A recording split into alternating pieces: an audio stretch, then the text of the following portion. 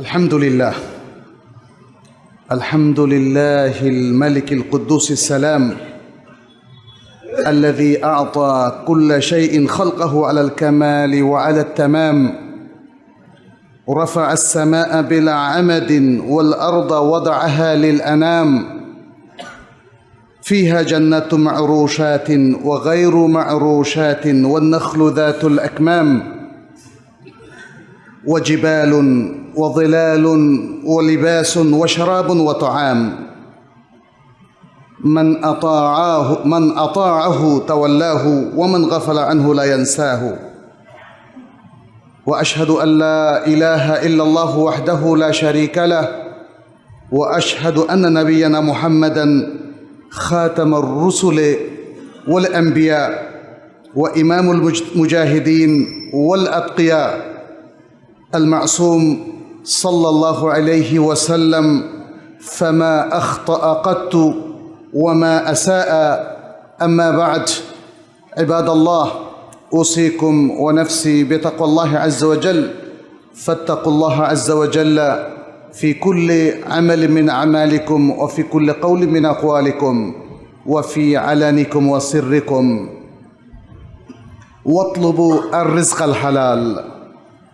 نسأل الله سبحانه أن يوفقنا وإياكم لما يحبه ويرضاه. عباد الله, আল্লাহ সুবহানাহু ওয়া তাআলা তিনি আমাদেরকে জীবন দিয়েছেন এবং তিনি আমাদেরকে জীবিকা দিয়েছেন। জীবন ধারণের জন্য তিনি আমাদেরকে নীতিমালা দিয়েছেন, সেটি হলো আল কোরআন এবং আস সুন্নাহ। আর জীবিকা অবলম্বনের জন্য তিনি আমাদেরকে কিছু নির্দেশনা দিয়েছেন, সেটি হলো আর রিজকুল হালাল। হালাল রিজিকটা কি, কেন হালাল রিজিক আমাদের অনুসন্ধান করতে হবে এবং কিভাবে আমরা করব, এর ফলাফল বা লাভালাভটা কি, এর বেনিফিটটা কি, কল্যাণটা কি, সেটা নিয়ে আজকের প্রথম খুতবায় আমরা আলোচনা করব ইনশাআল্লাহ। জীবিকা এর আরবি প্রতিশব্দ হচ্ছে আর রিজিক, আতা, দান।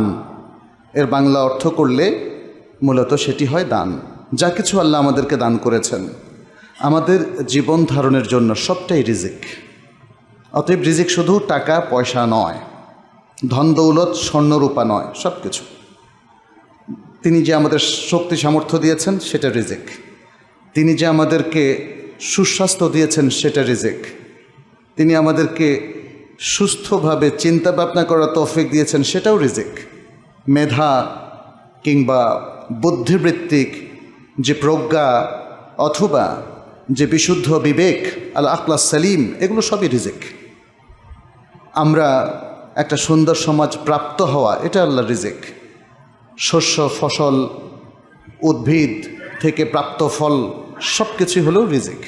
ধান চাল গম যত সম্পদ আছে, যা কিছু খেয়ে পরে কিংবা কনজিউম করে ব্যবহার করে আমরা উপকৃত হই, সবটাই রিজিক। সুসন্তানও রিজিক, পুরুষদের জন্য ভালো স্ত্রী প্রাপ্ত হওয়া রিজিক, এবং মেয়েদের জন্য ভালো স্বামী প্রাপ্ত হওয়া রিজিক।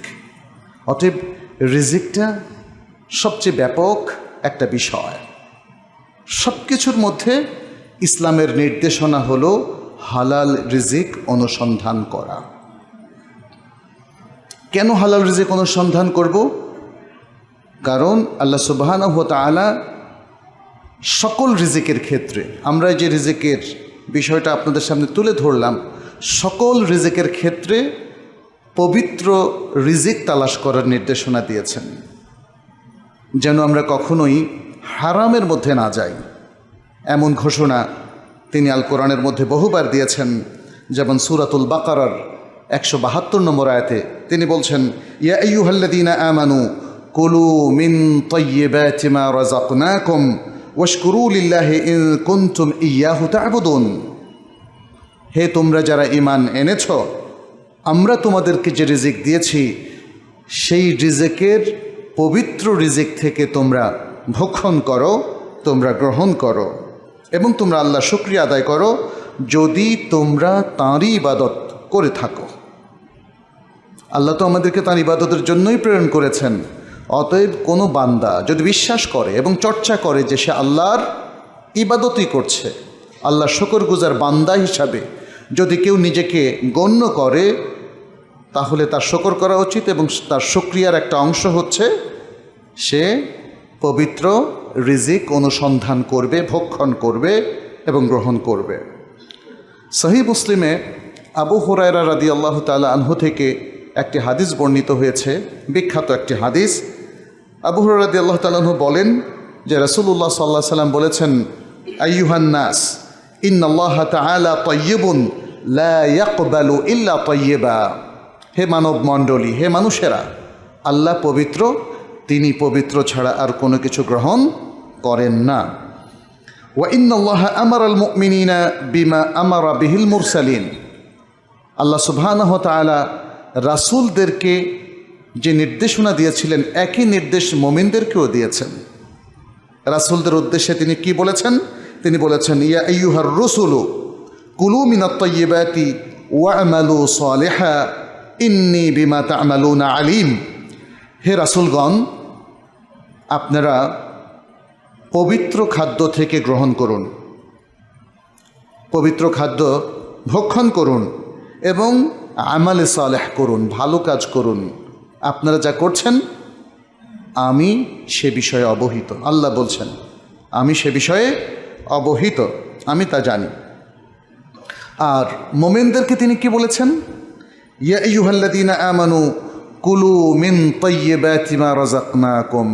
হে ঈমানদার লোকেরা, আমরা তোমাদেরকে যে রিজিক দিয়েছি, যত ধরনের রিজিক দিয়েছি, শুধু পবিত্র রিজিকটাই তোমরা গ্রহণ করবে, অপবিত্র রিজিক তোমরা গ্রহণ করবে না।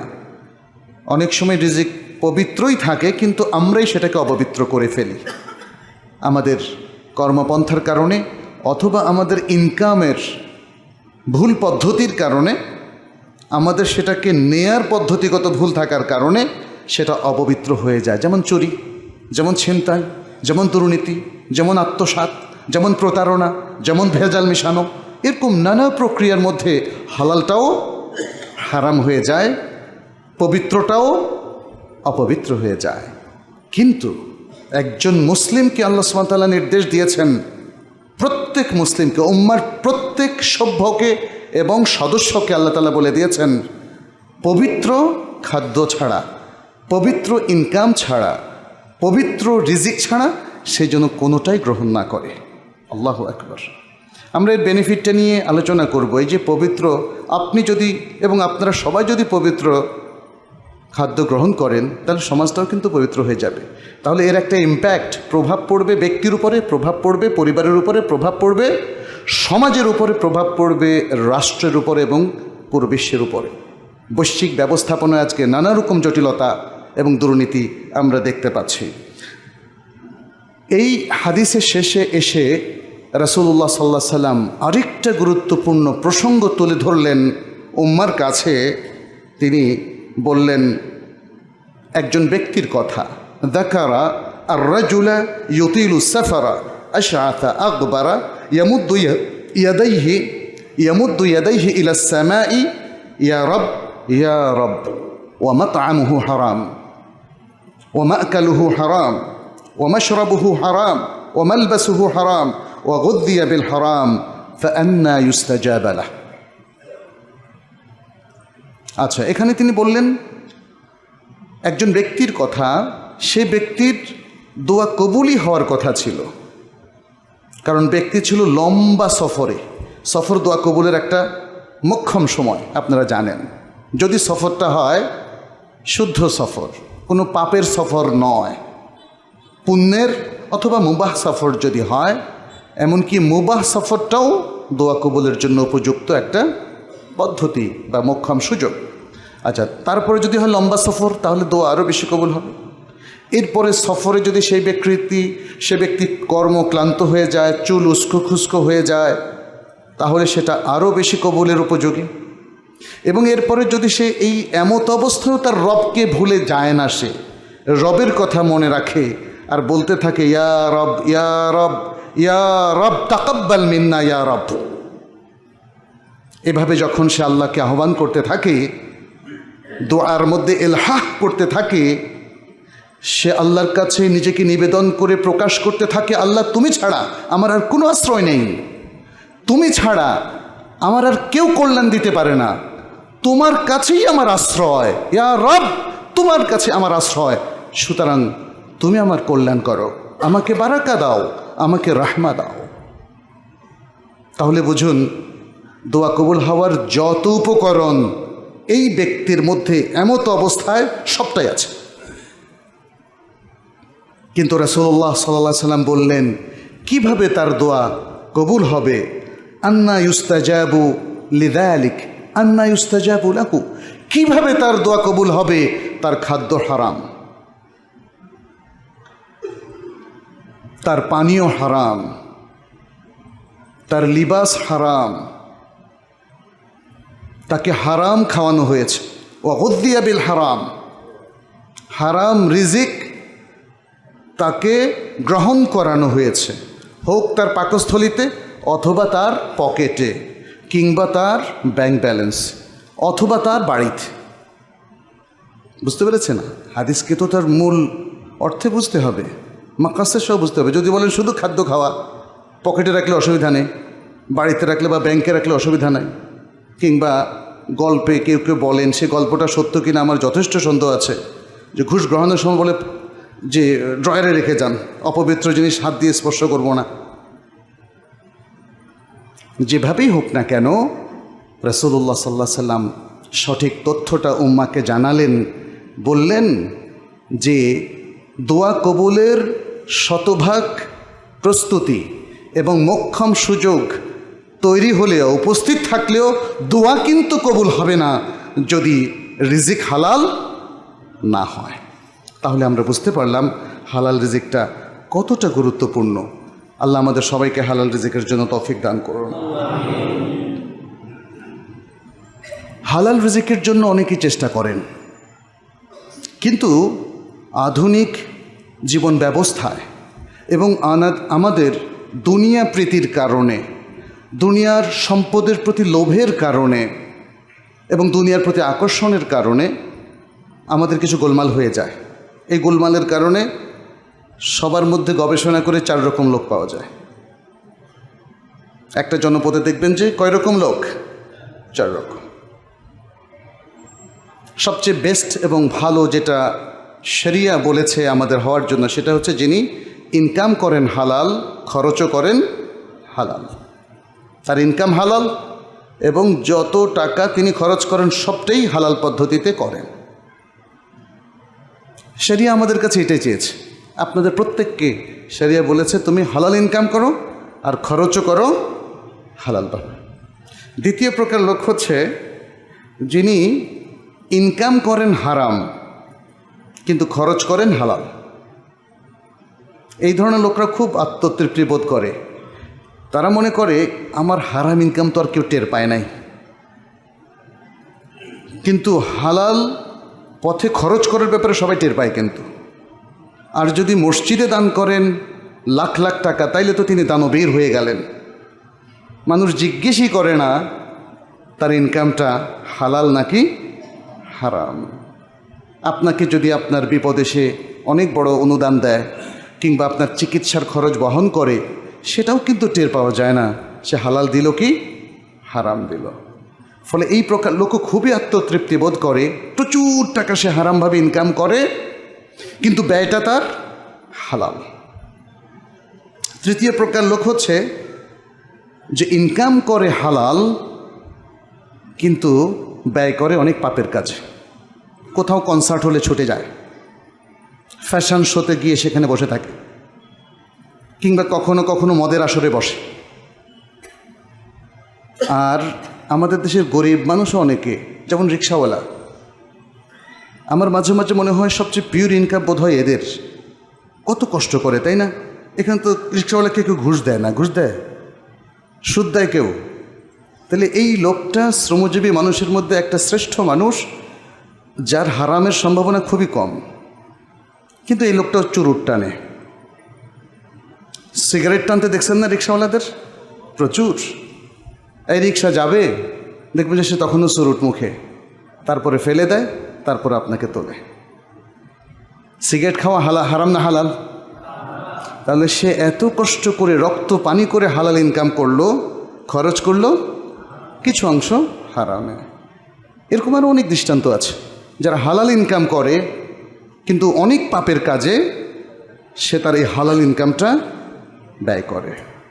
সবচেয়ে কঠিন অবস্থা হলো সেই ব্যক্তির চতুর্থ প্রকার, যে ইনকামও করে হারাম, ব্যয়ও করে হারাম। এটাই অধিকাংশ মানুষের ক্ষেত্রে দেখা যায়, যে বেচারা প্রচুর হারাম ইনকাম করে, দেখবেন যে তাকে আপনি 5 স্টারে পাবেন, মদের আসরে পাবেন, নাইট ক্লাবে পাবেন। আমি আর বললাম না কি করে সে সেখানে, আছে না? অনেক ধনী লোকরা দেখবেন বড় বড় ক্লাবের সদস্য হয়, কি চলে সেখানে বলেন? এরা সবচেয়ে ভয়াবহ পজিশনে আছে। আমাদের সবারই চেষ্টা করা উচিত ওই ব্যক্তিদের অন্তর্ভুক্ত হওয়া যারা ইনকাম করে হালাল এবং খরচও করে হালাল পন্থায়। মনে থাকবে তো ইনশাল্লাহ? আমরা কি আশা করতে পারি যে আমরা যারা আজকে এখানে উপস্থিত হয়েছি এবং আমাকে যারা শুনছেন দূর দূরান্ত থেকে, তারা প্রত্যেকেই হালালভাবে ইনকাম করবেন এবং হালালভাবে খরচ করবেন ইনশাআল্লাহ?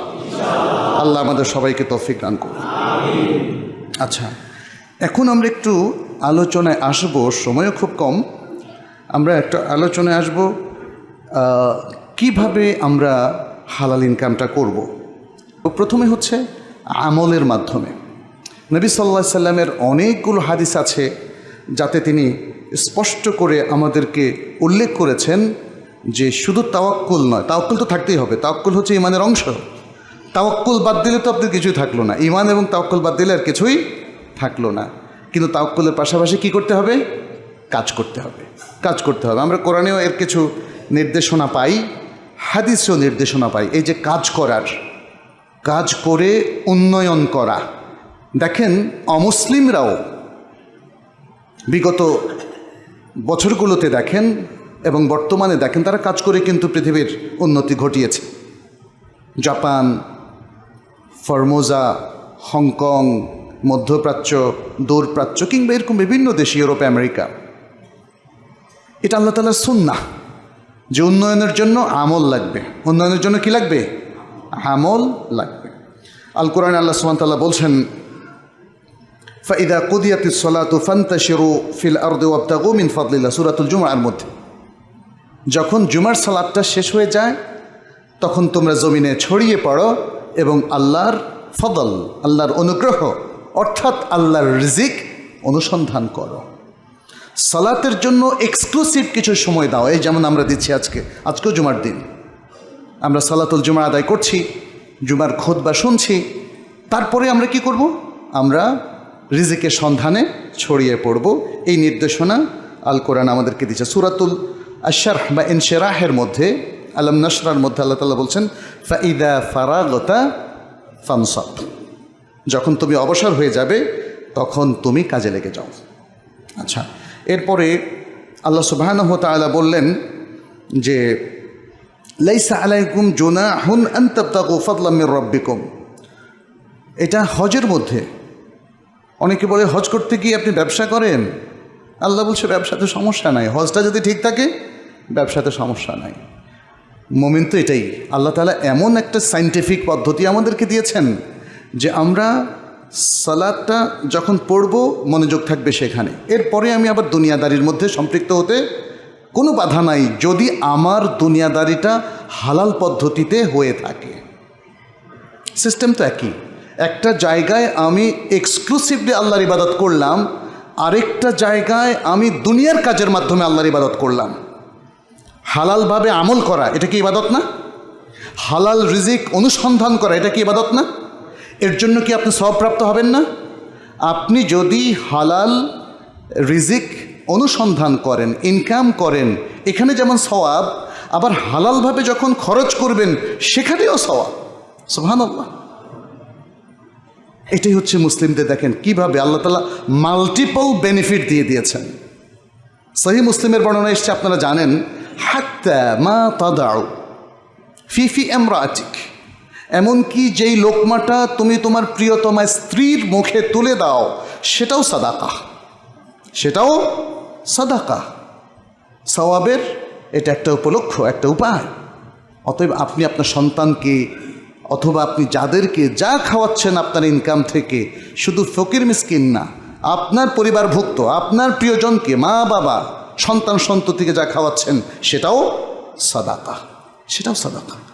এমনই একটা কল্যাণ ইসলামের সিস্টেমের মধ্যে রয়েছে। ফলে আপনি সালাত পড়ছেন, ইসলাম বলেন না যে তুমি বৈরাগী হয়ে যাও, বনে চলে যাও, বনে বাসে চলে যাও, দুনিয়ার কোনো কাজে সম্পৃক্ত হয়েও না, বলেছে ইসলাম কখনো?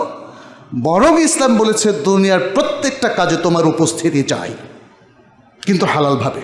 কিভাবে? হালালভাবে, হালালভাবে। তুমি ব্যবসা বাণিজ্য করছো, হালালভাবে করো।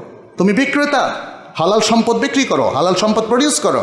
তুমি ক্রেতা, হালাল কিনো, হারাম কখনো কিনবে না। আজকাল বিস্কুটের মধ্যেও কিন্তু হারাম পাওয়া যায়, চকলেট, বিস্কিট, পাউরুটি, এগুলোর মধ্যে শুকরজাত বস্তু থাকে। সুতরাং ক্রেতা, আপনাকেও হালালে কিনতে হবে। আপনি প্রশাসনে কাজ করছেন, হালাল কাজ করবেন। আপনি ইঞ্জিনিয়ার, হালালভাবে ডিজাইন করবেন। আমাকে একজন আর্কিটেক্ট বলেছিলেন যে আমি একটা ডিজাইন করেছি, শেষ হওয়ার আগে মাঝখানে একটা চুক্তি থাকে যে উনি আরও কিছু এক্সট্রা পেমেন্ট করে তিনি আরও কিছু ডিজাইন সম্পৃক্ত করতে পারেন। তো তার এমনই একটি অর্ডার এসেছিল, তাতে তিনি বার করতে চেয়েছেন। বার কি চেনেন? বার চেনেন না আপনারা? মদের বার আর কি। আমাকে জিজ্ঞেস করলেন এটা তিনি করতে পারবেন কি না। আমি বলছি না। কীভাবে সম্ভব? যেটা ইসলাম সারাসার সর্বাত্মকভাবে হারাম করে দিয়েছে, সেই ডিজাইন করার কোনো অনুমতি ইসলামে নেই। হারাম কোনো জিনিস আপনি অন্তর্ভুক্ত করতে পারবেন না।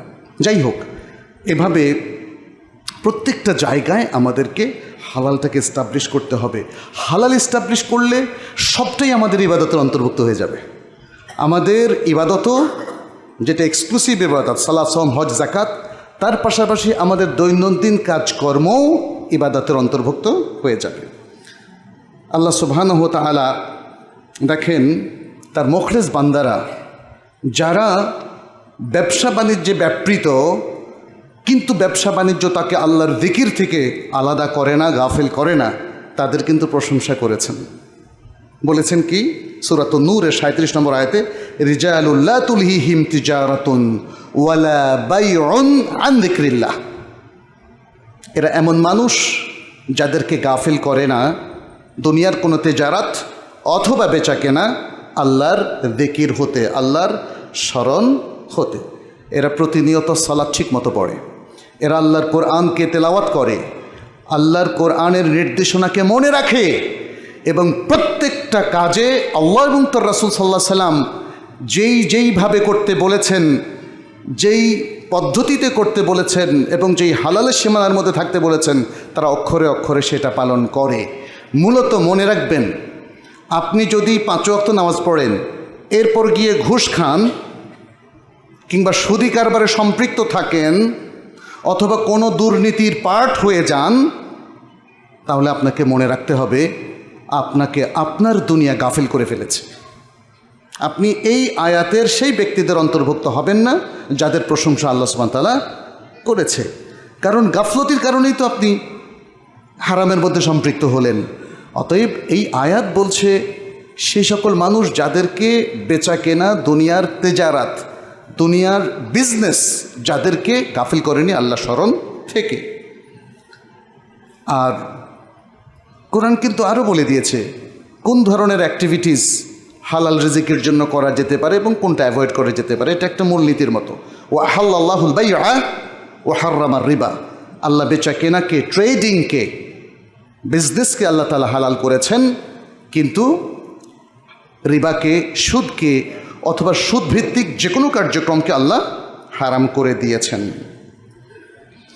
এরপরে যে কোনো মানুষের সম্পত্তি ছলে বলে কৌশলে যদি আপনি আত্মসাৎ করে ফেলেন, সেটাও আল্লাহ নিষেধ করে দিয়েছেন। আজকাল কিন্তু মানুষ নানাভাবে চাতুরতার আশ্রয় নেয়। তারা বিভিন্ন লোভনীয় অফার দিয়ে মানুষের টাকাটা আত্মসাৎ করে তারপরে মানুষকে ধোঁকা দেয়, এগুলো সবই নিষেধাজ্ঞার মধ্যে গণ্য। মনে রাখবেন, আপনি যে কোনো পদ্ধতি অবলম্বন করবেন, প্রত্যেক মানুষ যখন ফিল করে যে কৌশলে আমার টাকা তারা হাতিয়ে নিয়েছে, এটা সম্পূর্ণ হারাম, এটা সম্পূর্ণ হারাম। একজন মোমেন খুবই সিম্পল হার্টেড, খুব স্পষ্টভাবে হালালের মধ্যে থাকবেন। আপনার ইনকাম নিয়ে আপনার কোনো সংশয় থাকা চলবে না। যখনই সংশয় আসবে ওই পদ্ধতিটাকে আপনি অ্যাভয়েড করবেন। নো, এটা করা যাবে না।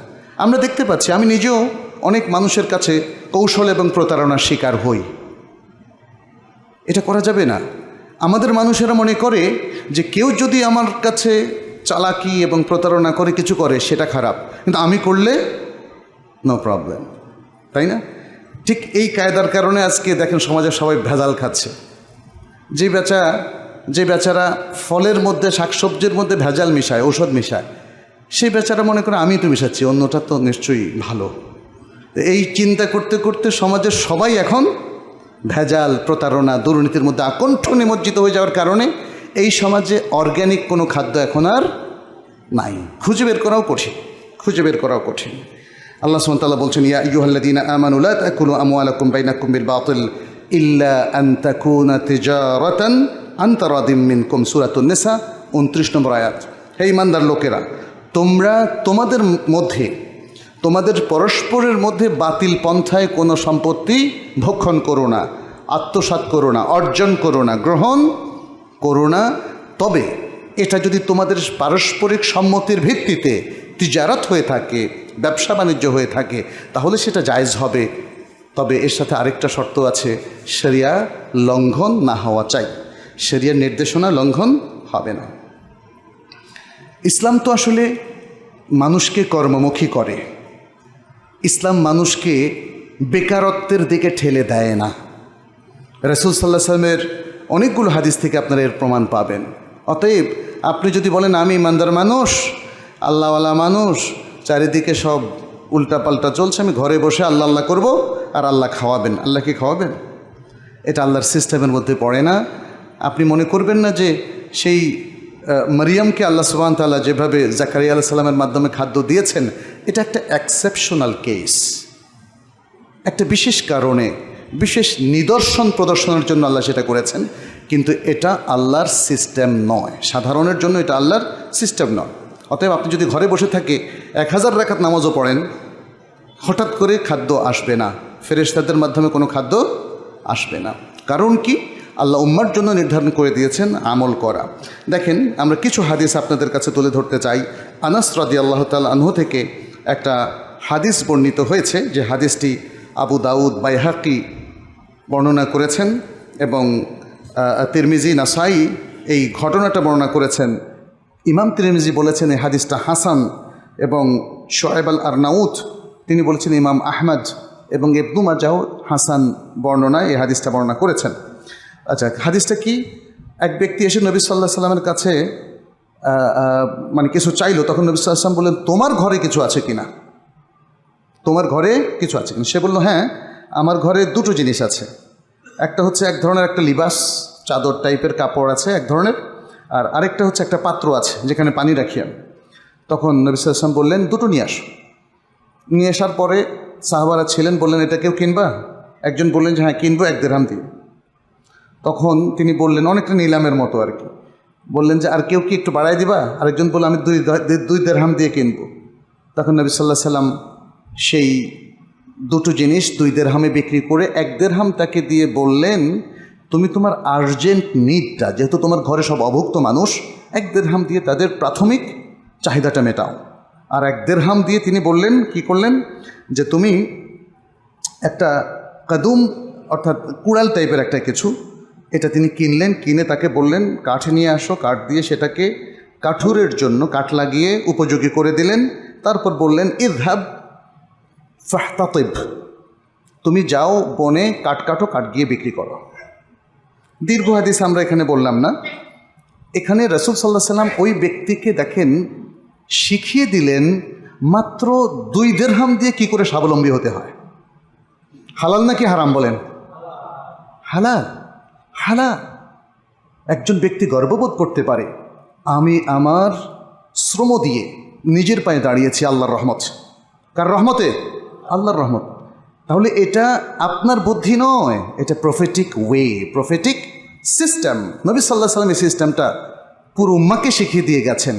কিন্তু উম্মার অনেক মানুষ শর্টকাট ধনী হতে চায়, ফলে তাকে চুরি করতে হয়, তাকে ডাকাতি করতে হয়, জনগণের সম্পত্তি আত্মসাৎ করতে হয়, ছলে বলে কৌশলে অনেক টাকা মারতে হয়, তাকে সিন্ডিকেট করে বাজারে কৃত্রিম সংকট তৈরি করতে হয়, মানুষের হাত থেকে নানা কৌশলে টাকা বের করে চম্পট দিতে হয়।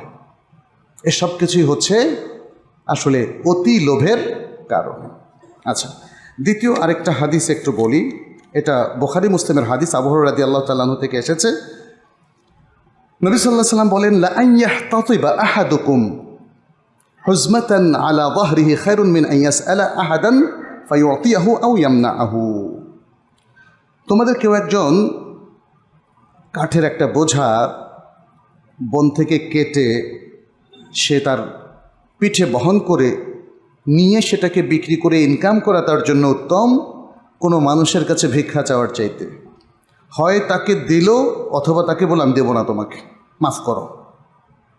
রাসূল সাল্লাল্লাহু আলাইহি ওয়াসাল্লাম দেখেন, তিনি কিন্তু বুঝতেন যে সমাজে কি ঘটছে কি ঘটে, একই অবস্থা এখন না।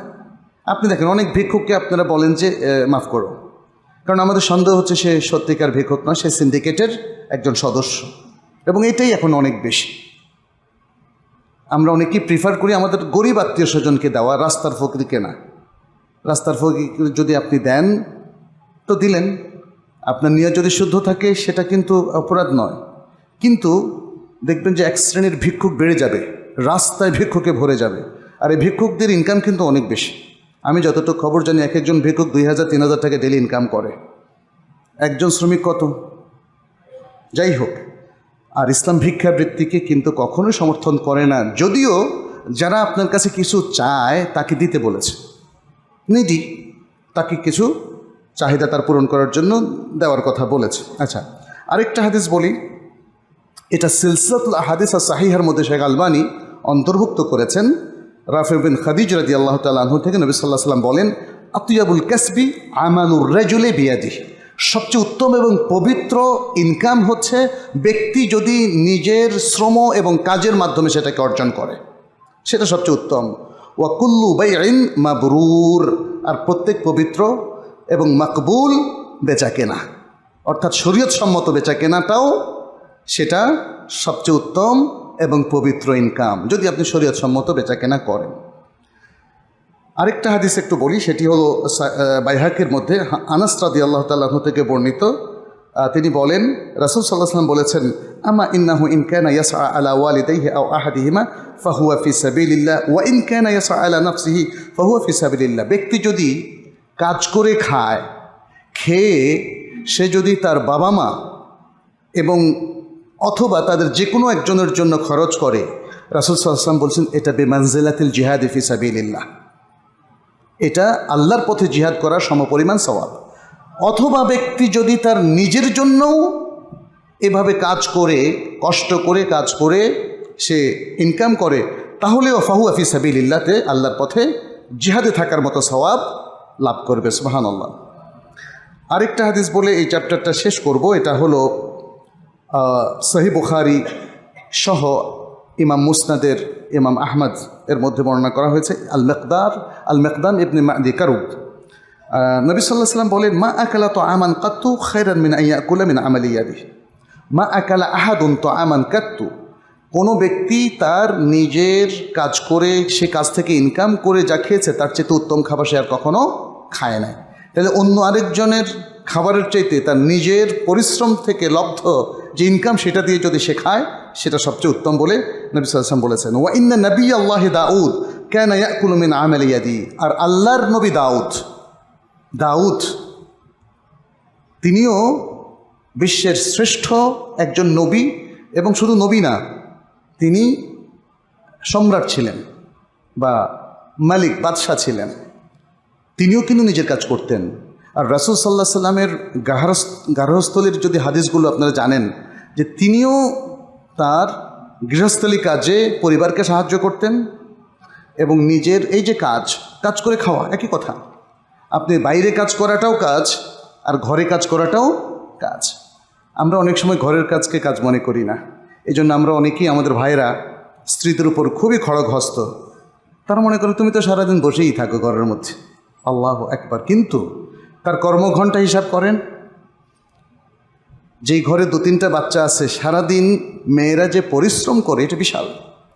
এগুলো যদি আপনি বাইরের পরিচারিকা নিয়ে এসে করেন তাহলে দেখবেন যে এটার দাম কত। যদি সৌদি আরবে যান, যে এরকম একজন গৃহ পরিচারক গৃহস্থলী সব কাজ করে দেয়, কত বেতন দিতে হয়। আর যদি ইউরোপ আমেরিকা হয়, ডলারে কিংবা পাউন্ডে ইউরোতে, তাহলে দেখবেন এই কাজগুলোর মূল্য, কাজের মূল্য দিতে হবে। ঘরের কাজও কাজ। আচ্ছা, এর মধ্যে আমাদের ওলামাই কেরাম অনেক সুন্দর সুন্দর কথা বলেছেন। দুটো আসার এখানে আপনাদের সাথে শেয়ার করি। একটা হলো ওমর ইবনে খাত্তাব রাদিয়াল্লাহু তাআলা, তিনি বলেন, লা ইয়াকুদ আহাদুকুম আন তালাবির রিজক, তোমাদের কেউ যেন রিজিক তালাশ থেকে অলস হয়ে বসে না থাকে, এবং এ কথা এরকম দোয়া না করে আল্লাহুম্মা রযুকনি, বসে থাকে আর বলে কি আল্লাহুম্মা রযুকনি, আল্লাহ রিজিক দাও, আল্লাহ রিজিক দাও, কিন্তু কোনো কাজ করে না। এরকম যেন কেউ না করে।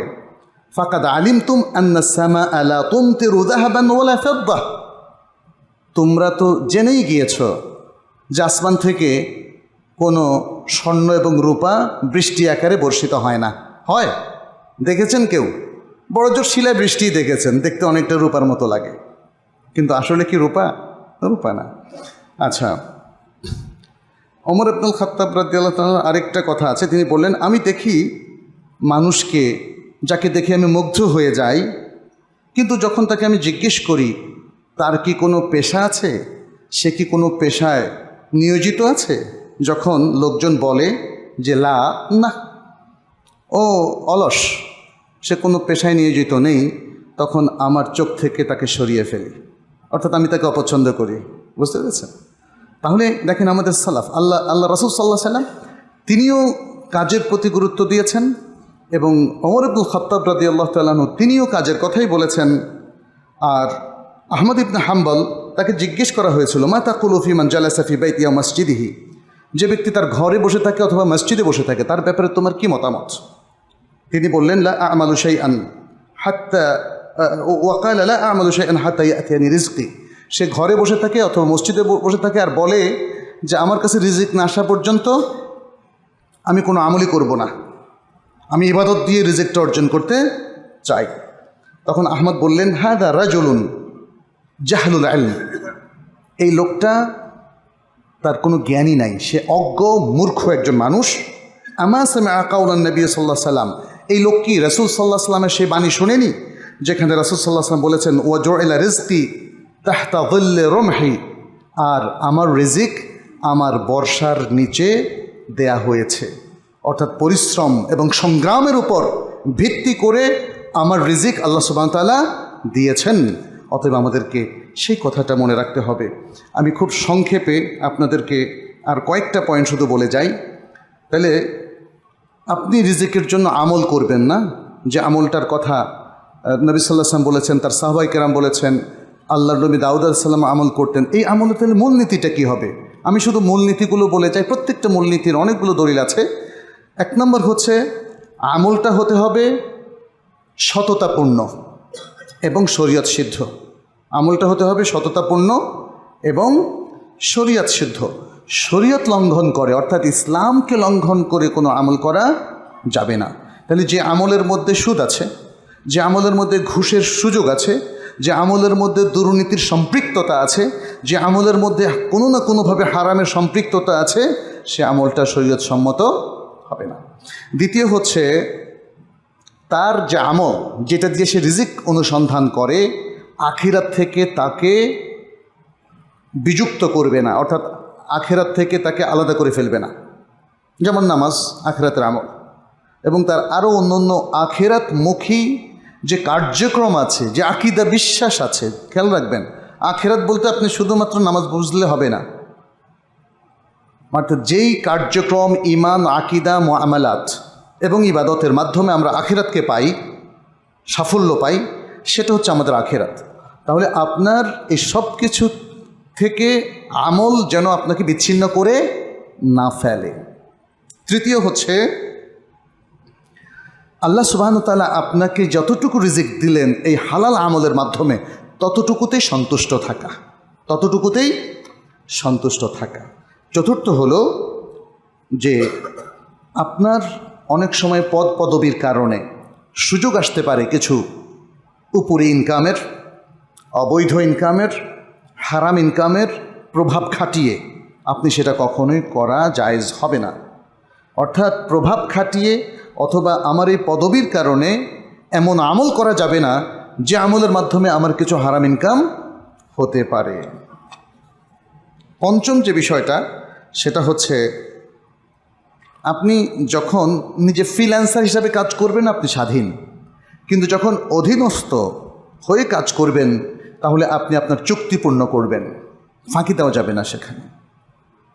সেখানে ফাঁকিবাজি করা যাবে না, বরং আপনি সর্বাত্মক চেষ্টা করবেন আপনার উপর আরোপিত যে দায়িত্বটা দেওয়া হয়েছে সেটা যেন সঠিকভাবে পালন করেন। আচ্ছা, সঠিকভাবে যদি আমলগুলো এভাবে করা হয়, হালাল ইনকাম আমরা করি, তাহলে ব্যক্তির খুব উপকার হবে। আমি খুব সংক্ষেপে এখানে কয়েকটা পয়েন্ট বলে যাই। প্রথম উপকার হবে, সে তার সম্মান এবং আত্মমর্যাদা রক্ষা করতে পারবে। ভিক্ষাবৃত্তির মধ্যে মানবতার এবং মানবিক ডিগনিটি বা মর্যাদার বড় ধরনের ক্ষুণ্ণ হয়।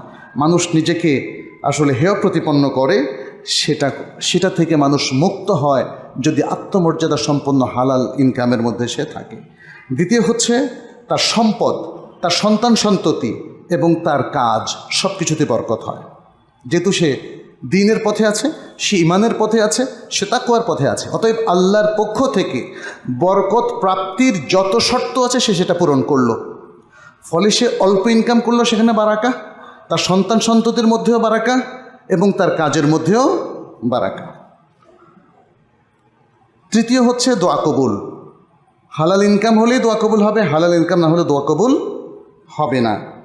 এরপরে চতুর্থ হচ্ছে আপনার ভালো আমলগুলো আল্লাহ কবুল করবেন যদি আপনার ইনকাম হালাল হয়। কারণ ইনকাম যদি হালাল না হয়, হারাম ইনকাম যদি হয়, তার মানে হচ্ছে আপনি অনেক হারাম কাজে সম্পৃক্ত এবং ধীরে ধীরে আপনার পাপ বেড়ে যাবে, আপনি দিন থেকে অনেক দূরে সরে যাবেন। প্রিয় ভাইরা, হালাল ইনকামের বেশ কিছু আসবাব আছে। হালাল ইনকামের এই আসবাবগুলো আমি খুব সংক্ষেপে একটু বলে দিচ্ছি। আমাদের খুতবার সালাতের টাইম কি 1টা পর্যন্ত না? যাই হোক, আমরা ইনশাল্লাহ সংক্ষিপ্ত করব। এখানে 10টা কারণ বলা হয়েছে, খুব সংক্ষেপে বলে দিচ্ছি, এগুলো একটু মনে রাখবেন। হালাল ইনকামের যে উপকরণগুলো, অর্থাৎ আমার ইনকাম বাড়বে, বারাকা আসবে অল্প পরিশ্রম বা হালাল পরিশ্রমের মধ্য দিয়ে। 1 নম্বর হচ্ছে ইস্তেগফার এবং তওবা। আপনি কাজও করবেন, সাথে ইস্তেগফার এবং তওবা করবেন। সূরা নূহের মধ্যে আল্লাহ তাআলা সেটা তুলে ধরেছেন। আরেকটা হচ্ছে আত-তাওয়াক্কুল আলাল্লাহ, আল্লাহর উপর তাওয়াক্কুল রাখবেন। মানে এটা না যে আমি কাজ করছি আমি তো ফসল পাবই, কে ঠেকাবে, এরকম উদ্ধত কথা বলবেন না। তাওয়াক্কুল রাখবেন, বিনয়ের সাথে কাজ করবেন, চেষ্টা করছি আল্লাহ তুমি দাও। তৃতীয় হচ্ছে আল্লাহর ইবাদত। আল্লাহর ইবাদত সঠিকভাবে পালন করবেন, ফরজ ওয়াজিবের মধ্যে কোনো ত্রুটি করবেন না। চতুর্থ হচ্ছে সম্ভব হলে হজ এবং ওমরা চালু রাখবেন, যদিও ফরজটা করে ফেলেছেন। কারণ রাসূল সাল্লাল্লাহু আলাইহি ওয়াসাল্লাম বলছেন, হজের পর হজ, ওমরার পর ওমরা যদি কেউ করে তাহলে এটা পাপকেও মিটিয়ে দেয়, দারিদ্র্যকেও দূরীভূত করে দেয়। পঞ্চম হচ্ছে আত্মীয় স্বজনের সাথে সম্পর্ক রক্ষা করা, তাদের উপকার করা, তাদের পাশে দাঁড়ানো, তাদের প্রতি ভালোবাসা রক্ষা করা, তাদের কুশলাদি জানা। নবী সাল্লাল্লাহু আলাইহি ওয়াসাল্লাম বলেছেন, যে ব্যক্তি চায় যে তার রিজিক বেড়ে যাক, বৃদ্ধিপ্রাপ্ত হোক এবং তার মৃত্যুর পরে তাকে স্মরণ করা হোক, সেই জন্য আত্মীয়তার সম্পর্ক রক্ষা করে। ষষ্ঠ হচ্ছে আল্লাহর পথে নানা রকম ব্যয়। আপনি আল্লাহর পথে ব্যয় করবেন, আপনার ইনকাম বরকতপ্রাপ্ত হবে। ইয়ামহাকুল্লাহুর রিবা ওয়া ইউরবিস সাদাকাত, আল্লাহ রিবাকে মিটিয়ে দেন আর সাদাকাতকে বাড়িয়ে দেন। সপ্তম হচ্ছে ইকামাতুস সালাহ, সালাত আপনি কায়েম করবেন, তাহলে আল্লাহ সুবহানাহু ওয়া তাআলা আপনাকে রিজিক দিবেন। আল্লাহ বলছেন, ওয়া'মুর আহলাকা বিস-সালাতি ওয়াসতাবির আলাইহা লা নাসআলুকা রিজকান নাহনু নারযুকুক। তাহলে সালাত পড়লে কে রিজিক দিবেন? আল্লাহ রিজিক দিবেন। অষ্টম হচ্ছে আল্লাহ সকল নিয়ামতের শুকরিয়া আদায় করবেন, আল্লাহ শুকরগুজার বান্দা হবেন। নবম হচ্ছে আপনার সকল সম্পদ, সকল কনজামশন, ভক্ষণ, পানীয় পান, এ সব কিছু যেন হালাল হয় আপনি সর্বাত্মকভাবে সেই চেষ্টা করবেন। এবং দশম হচ্ছে আপনি আপনার প্রত্যুষ থেকেই আমল শুরু করবেন। সকালবেলা ঘুমিয়ে থাকবেন না। দেখেন বরকত কমে গেছে, সবাই ঘুমিয়ে থাকে সকালবেলা, নামাজও ঠিক মতো পড়ে না। তাহলে আসুন আমরা হালাল রিজিকের অনুসন্ধান করি। হারামের সম্পৃক্ততা নিয়ে আমরা পরে আরেকদিন আলোচনা করব। আজকে শুধু ছোট্ট একটা হাদিস বলে শেষ করব। সেটা হচ্ছে এই যে সর্বাত্মকভাবে হালাল ইনকামের জন্য আমরা চেষ্টা করছি, এর মধ্যে যদি হারাম চলে আসে আমার পকেটে অথবা আমার ব্যাংক ব্যালেন্সে অথবা আমার হাতে, কি করব আমি? বলেন তো কি করব?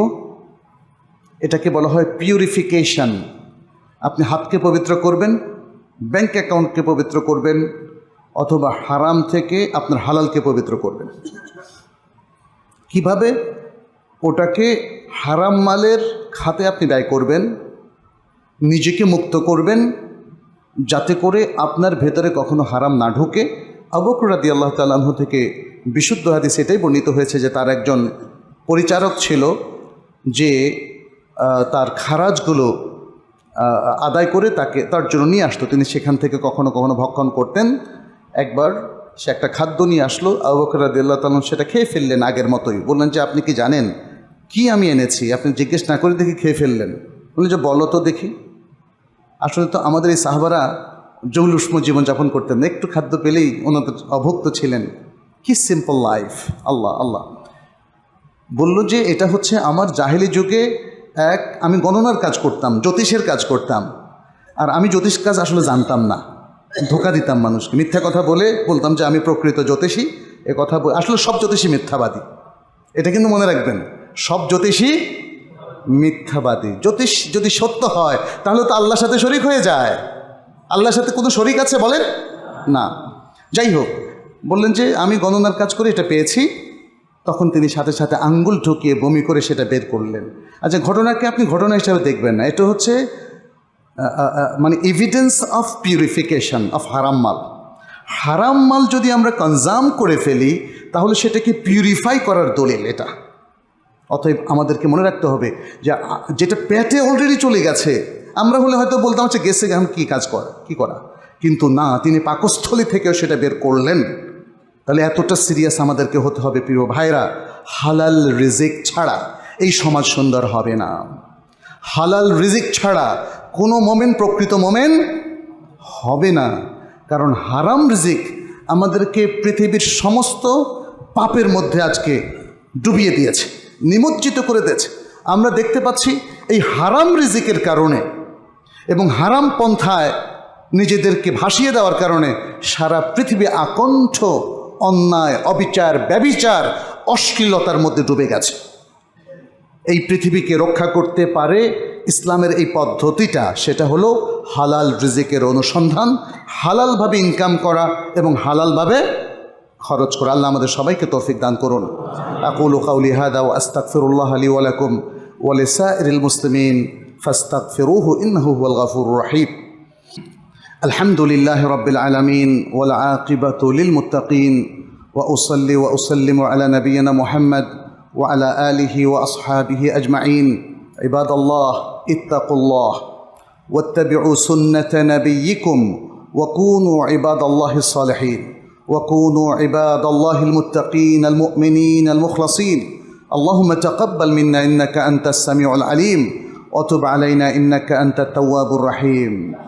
সম্মানিত উপস্থিতি, আমি বিগত একাধিক খুতবায় আমাদের নির্যাতিত ফিলিস্তিনি ভাই বোনদের কথা উল্লেখ করেছিলাম। তাদের জন্য আমরা দোয়া করেছি, দোয়া চেয়েছি, সাহায্যও চেয়েছি। আজও একই আর্জি নিয়ে আপনাদের সামনে দাঁড়ালাম আমাদের আজকের জুমার দ্বিতীয় খুতবায়। তাদের প্রত্যেকের জন্য আপনারা দোয়া করবেন, আমরাও দোয়া করব আজকে ইনশাআল্লাহ। আর পাশাপাশি যেহেতু আমরা এই দূর দেশে আছি, নানা রকম আইনের বেড়াজালে আমরা সীমাবদ্ধ থাকার কারণে সব ধরনের সাহায্য সহযোগিতা করা সম্ভব হচ্ছে না। কিন্তু আমরা জানি প্রতিনিয়ত প্রতিদিন হাজার হাজার ফিলিস্তিনিকে সেখানে নির্বিচারে হত্যা করা হচ্ছে এবং তার চেয়ে ভয়ঙ্কর হচ্ছে মানবিক বিপর্যয়।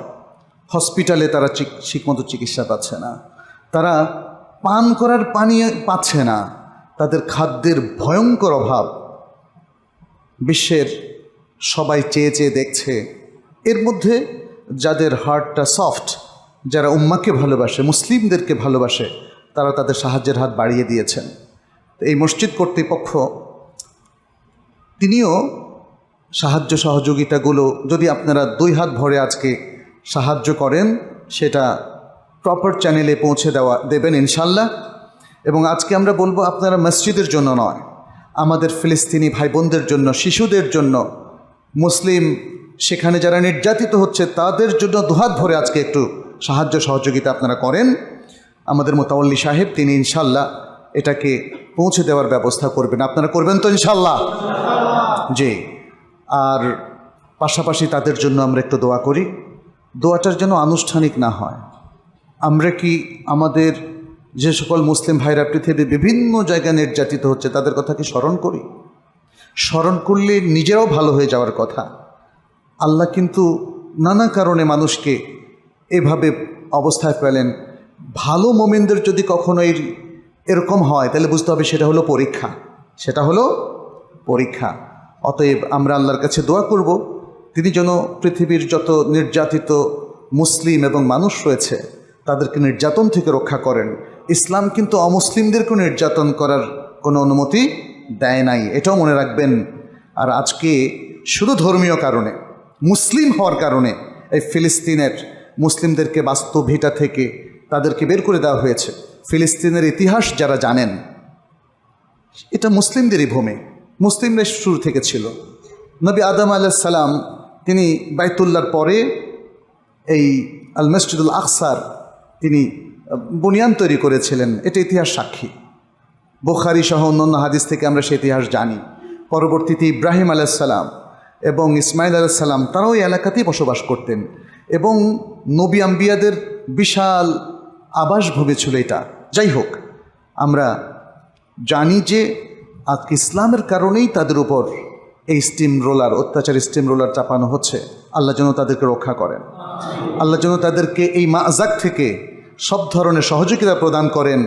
যারা ইসলামের শত্রু, ফিলিস্তিনের শত্রু, মুসলিমদের শত্রু, আল্লাহ যেন তাদেরকে ধ্বংস করে দেন। আল্লাহ যেন তাদের বিরুদ্ধে মুসলিমদেরকে বিজয় দান করেন।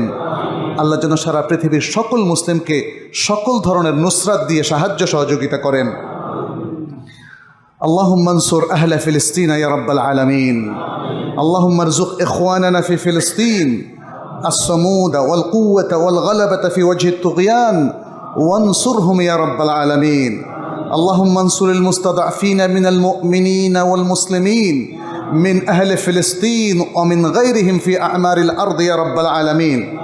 اللهم انصر ضعفهم ورد إلينا المسجد الأقصى. اللهم انصر ضعف أهل فلسطين ورد إلينا المسجد الأقصى ردا جميلا يا رب العالمين. اللهم إنا لا نملك لأهلنا في فلسطين ولإخواننا وأخواتنا في فلسطين إلا الدعاء فتقبل منا الدعاء لهم يا رب العالمين.